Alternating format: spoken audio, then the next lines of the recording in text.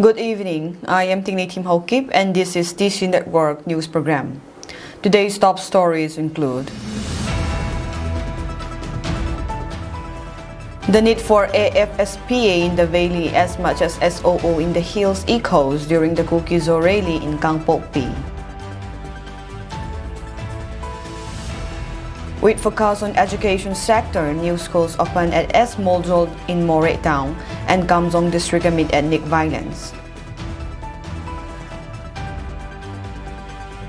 News in details. The Kizo massive rally in Southern Hills, Kangpokpi district today echoed the need for the Armed Forces Special Power Act or the AFSPA in the Valley districts as much as SOO is needed in the hills. The public rally under the aegis of the Committee on Tribal Unity, or the KSO Southern Hills Kangpokpi, was organized to demonstrate the Kizo's vehement resentment against the illegal, communalized and one-sided Manipur State Assembly resolution to abrogate the SOO agreement with the Kuki groups and demand the reimposition of AFSPA in the 19 police station of the Valley. The massive rally kicked off at Nute Kailhang in Kangpokpi district headquarters and marched till the uptown Kangpokpi bridge near SP Kangpokpi office via the National Highway 2. The 1,000 Kizo rallies chanted slogans such as "Democracy, not autocracy," Manipur State Assembly Resolution, Meitei Resolution, Manipur State Assembly, not for Kizo, Infal Government, Communal Government, Manipur State Assembly succumbs to 24 January, Kangla Arambay Tengol Diktat, reimpose AFSPA in the Valley, SOO not appeasement policy of Meiteis, etc. The public rally culminates peacefully with Kangpokpi police effectively monitoring the movement of the rally to avoid any untoward and violent incidents.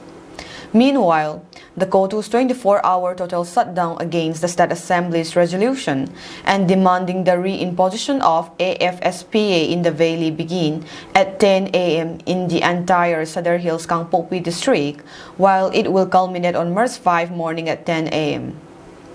All shops and other business establishments, educational institutions, offices and other private institutions in the district remain closed, while vehicular movement along the highway has also been restricted except for those exempted from the purview of the total shutdown.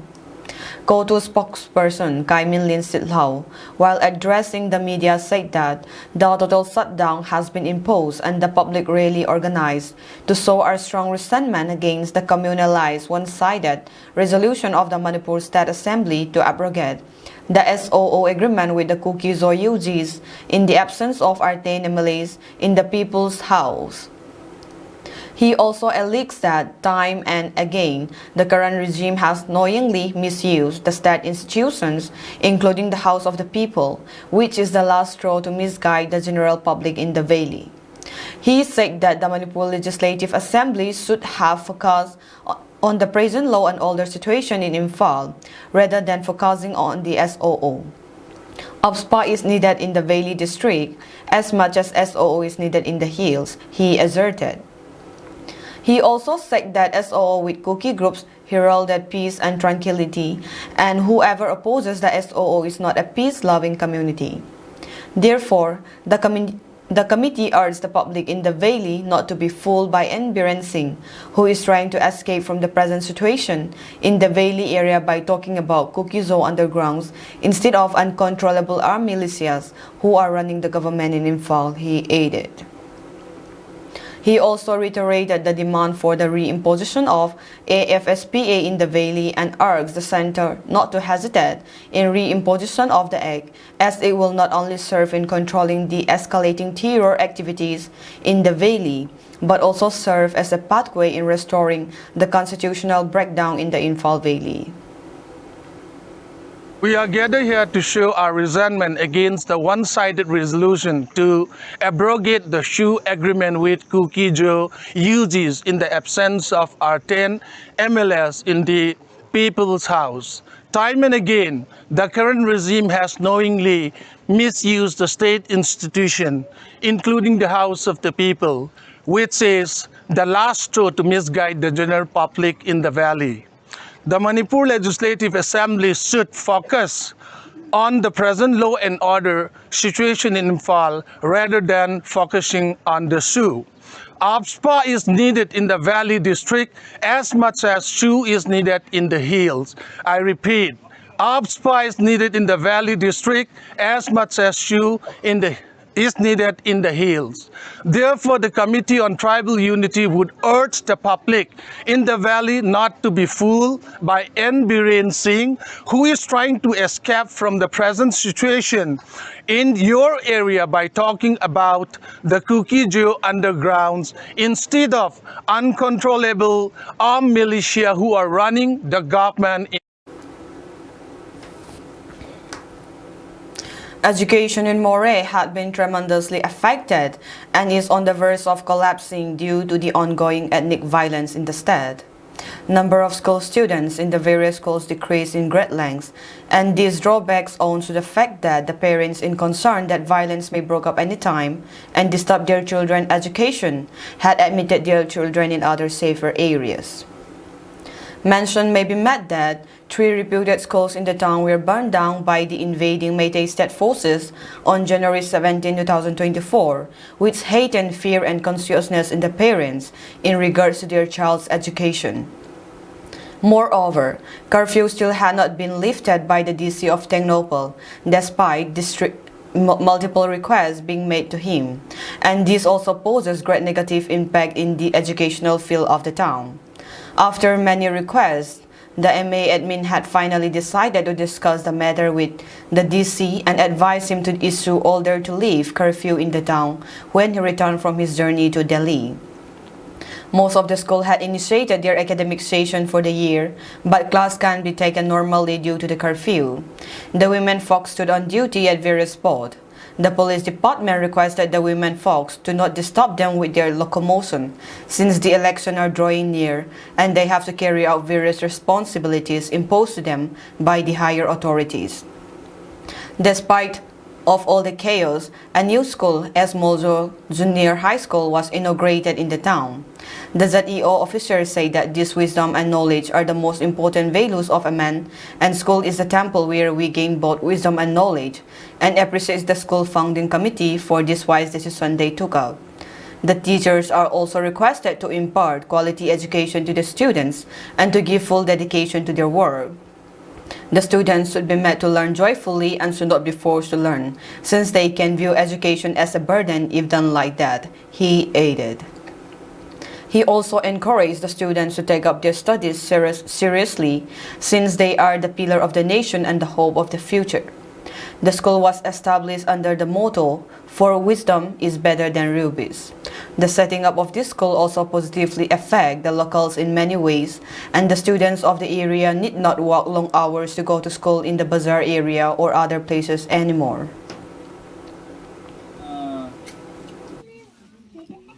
That fall March, government school ho alang pe ki panajule tu kumare an mabol ikhan February tarikh somani chu hiyong le igamu boinalamin ek ki bol ho jo si hitamba khatam ge sang adi sanin helai morzor hi min mutia galang school ki sawahi khumi tele hosa bai hom te ho ki lungtu ne yala gang ta sunjan Nailo Hilana Toba tu Nahilai Mona school starting in Bolti.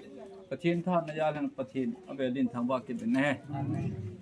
Tunin Kaho Limasanga, Mozol background, Kahet and Tamal saying the thing, Pupa Bem he, Mahi Milung Hohin, Milung Zang Nehin, Moregam Kaya, DI office, Hunkishep Nehi, Ama Zalahin, Ama, Oipunaba Chandrato, Chandila Kuna. Kuki naga boilaita helanga losang thei lowa kuki hom ja chu DI office khalanga hongleu khan morahin kuki langse sin langan losan the diu he ti chu an ki holim na na hin an border in office ong ngam tan aban banong to chalin heci office helanga ban chu government and ban in jadi office achung bu man tung do in tuin jadi in office in a tavin, Joyong he, Kele oi pu thang khalal hin adang ka stop ho hin jadi o stop bang ki ta ni choi ho yang ko tham tai le ipu ipao pu thong hiam ama ko na hi jin tunin ama am hi yang le a thi nung ting le thilpha bolo hi seiging the am dinga tu na halai ta bang hiaman adri ma ama lungai tu a ni yaw sa hi tan tu nai chin su ro sa hi aman gel jang la pathin hin aman jang na gel ja the hi jin abel ben pathin ko ma ki pa thu se ne dong le hemang le anau te ho yu si kusel te ne hi bin mi tha mi man na ding langa kilung tu lovin thilpha bol na lang ding jo a na kilung tu ba hununga thupi pen education mo pona na new hi bible prawa ba khupiam chi na ngai lun chi nan nang na dop sang di tin chi na ki di pam tele pathi na hin chong le chi na ai lawal thip na ki di ju te ni kilhon khom hi jun le si ra dinga chu thupi pen chu chi na le thip na ki ti hi chi a hin chi na le thip na ki ti hung kon no the ne ju school a ki pa na hin ye ju kin jong le kha khat ji ding ka go in go nang ka go na dan thupi sa na ka sei pen chu education the cover of hidden gospel ta hi heja ka sei pi pen khu pyam ta he le tu na mi nu mi pa te ho yo sin jong i he du chu he wa he le kha se hi chaponga dinga ya ha ngai tu wa hi le kha thim nang le pathin thu het ki lo le a hin khu chu a chai na chu kol tong a le ta bang de hi ya a thu pi pe na chu Matthew bung gup chang som thum la thum na ama satan ama gam le chon phan na hon ma sawin tu ting hi chang sin ki pi ve de he ti ya chu lekha hi chu ting hi chang si la jaw hin ama sa ama gam le chon phan na chu Yesu Christa esa teo nau te ho hi ba oi ja ho A KSO Community School at Paikot was inaugurated under the leadership of KSO General Headquarters and KSO Kamzong yesterday. Taking part in the inauguration program of the school year, KSO Kamzong, EKCA, SEKYO, and KSO General Headquarters was presented by Seboy General Secretary, KSO General Secretary Mang Hekam Assistant Education, KSO General Headquarters, Thangkhomang Baite, Joint Secretary, KSO General Headquarters, Heiske Steve Boylin. Documentation of the KSO General Headquarters was presented by Hegin Ukrul, President KSO, and the inauguration service was led by Elder Zhang Tang Haukip KCC. During the program, Helun General Secretary KSO Kamzong presented keynote address, and Mang Hekam Assistant Education KSO General Headquarters also had a short speech. In his speech, Mang Hekam emphasized on the importance of education for the children, which is the basic tool to mold their future. He encouraged and appreciated teachers of the KSO Community School, as well as everyone who are involved in the successful inauguration of the school. As part of the program, Seboy Haukip, General Secretary KSO General Headquarters said, parents gave utmost priority to education, without which future of children won't persist. He also talked about how the KSO Community School came into being and expressed gratitude to everyone who extended different help for the setting up of the school. As part of the program, KSO General Headquarters distributed notebooks and pencils free of cost to the students. As of now, around 500 students have registered for the school, and a total of 12 teachers will be inducted, including the headmaster, he added. Faculties of the KSO Community School are Lungwang Lal Headmaster, Let Min Thang Paiko, Lungching Thang Chasat, Thonglin Lal Lakhan, Mangcha Chasat, Thanglin Pau Paiko, Mercy Molvai Lup, Lai Kim Hoi Paiko, Hoizaning Paiko, Ning Nei Kim Molvai Lup, Vatnei Ting Paiko, and Mangneo respectively. They volunteered themselves for the sake of the children amid ethnic violence in the state, for which the KSO General Headquarters appreciated highly. Manipur's Textile, Commerce and Industry and Cooperation Minister, Nemcha Kipgen, distributed financial assistance to the internally displaced persons settled at prefabricated house at Kaithilmanbi Military Colony in Champhai subdivision of Kangpopi district. The financial assistance distributed by the minister was the third one-time assistance. of the government for clothing and personal belongings for people living in relief camps. The distribution function of one-time financial assistance for the third phase was also attended by SDO Champai, Lin Singsit and his subordinate officers and other concerned department officials.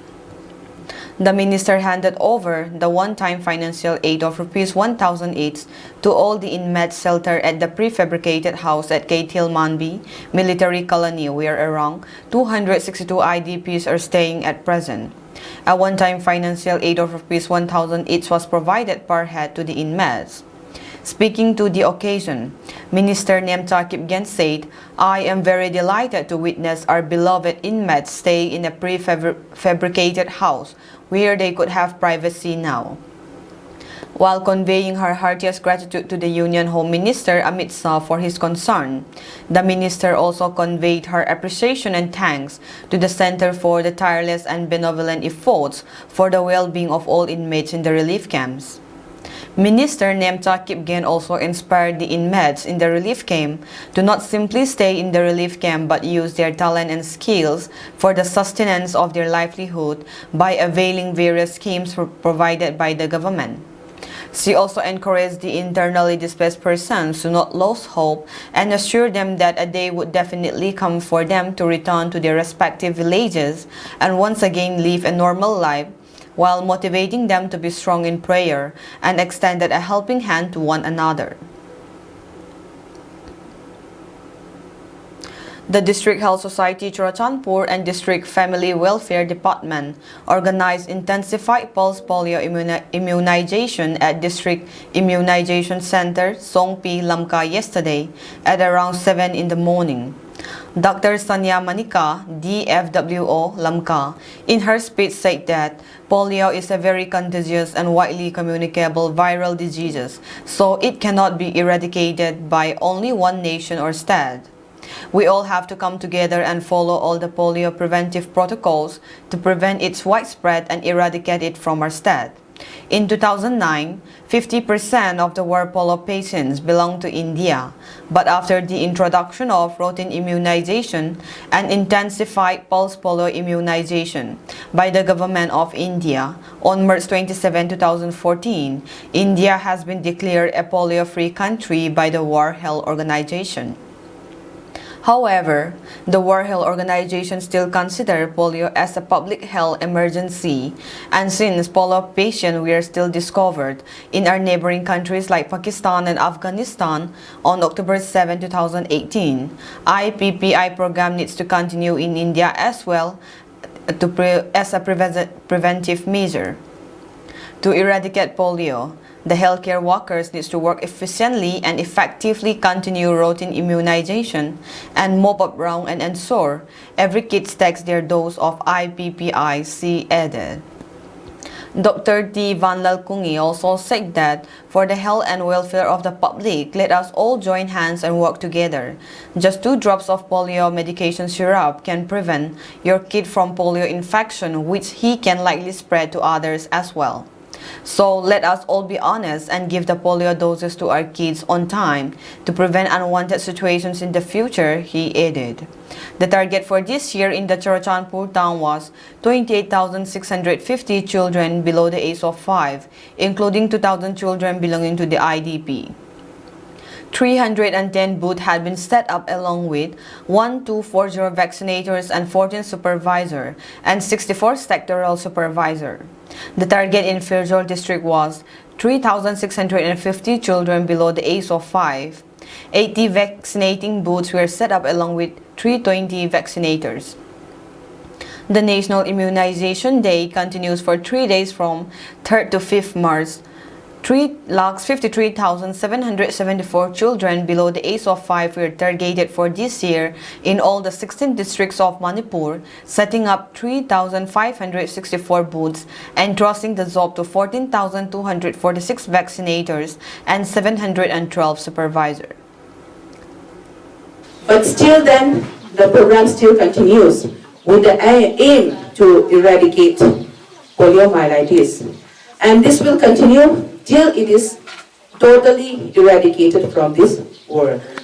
all come here together. Let us all join hands together for the betterment of our people as well as for the nation, giving 2 drops of polio to save the lives of our children.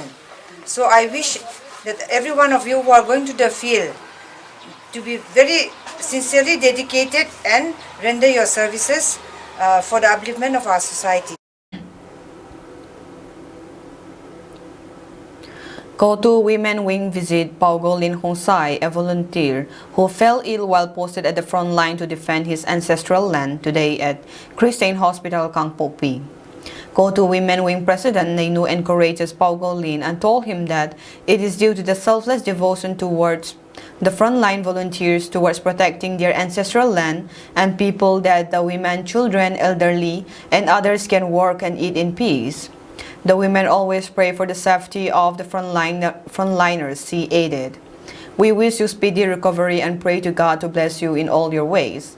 Since the conflict has subsided to an extent, the women folks will continue to visit the front lines again, she reminded. 10 Remembrance Days was organized yesterday, the 3rd of March 2024, at Kizo Martyrs Cemetery, Paizang, by the executive members of KSO and the Lides. The martyrs who died in the name of Kuki in this ongoing conflict were given honor and respect, and unlike the other times, it was adorned by the executive members of KSO, village chief, and church leaders. The KSO leaders also requested the public to remember the martyrs in their prayer and also to pray for the whole Kizo nation. Reverend Say Boy to Boy leaded the program in prayer. The pastor also prayed for the leaders of KSO and the leaders of all the philanthropic organizations of the tribe. The 10 Remembrance Days might not have been celebrated grandly but satisfactorily. National Alliance People's Movement, a conglomerate organization of social activists in India, had a meeting where Go Lungmon Haukip took part as representative of the KSO.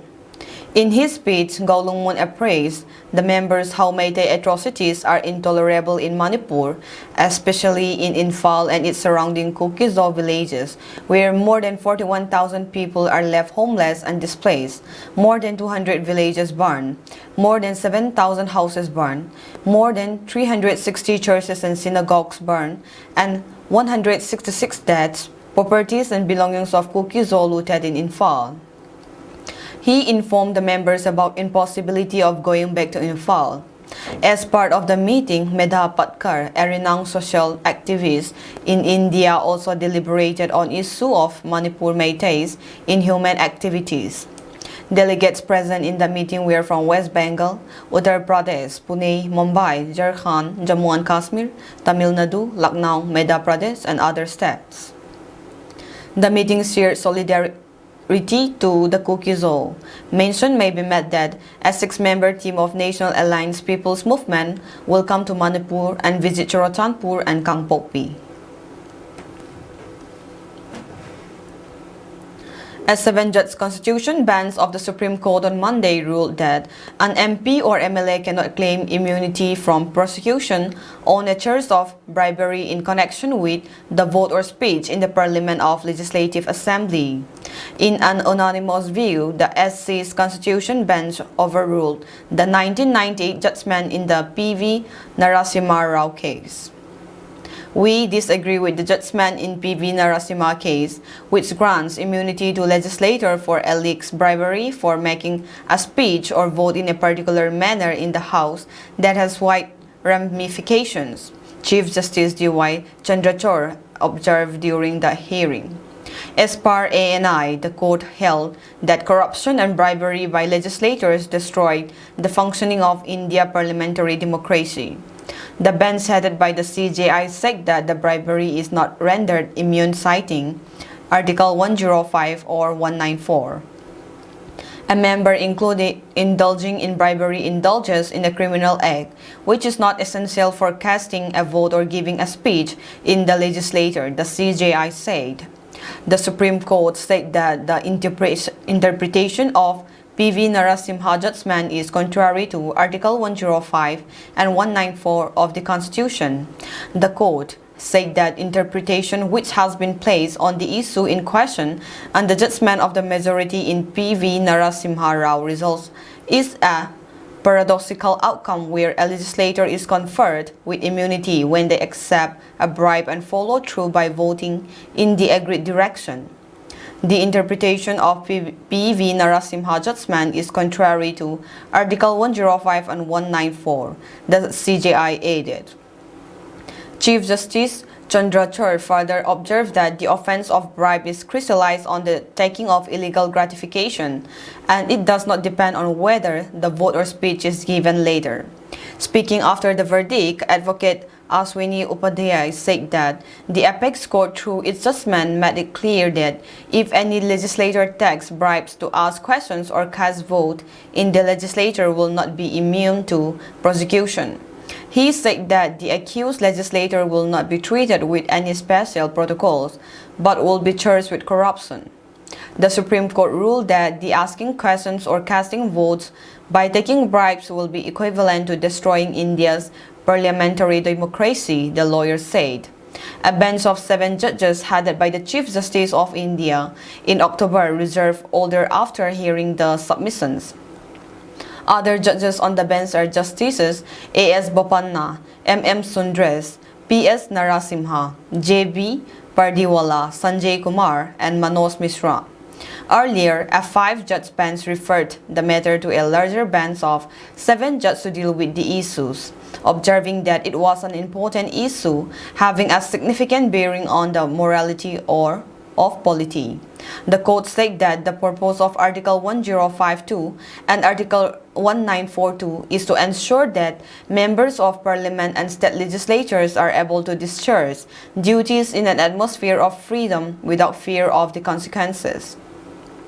Shortly after the judgment, Prime Minister Narendra Modi took to microblogging site X, hailing the historic verdict of the apex court, a great judgment by the Honorable Supreme Court which will ensure clean politics and deepen people's faith in the system, the Prime Minister wrote. That is all for today's news, and have a pleasant evening ahead.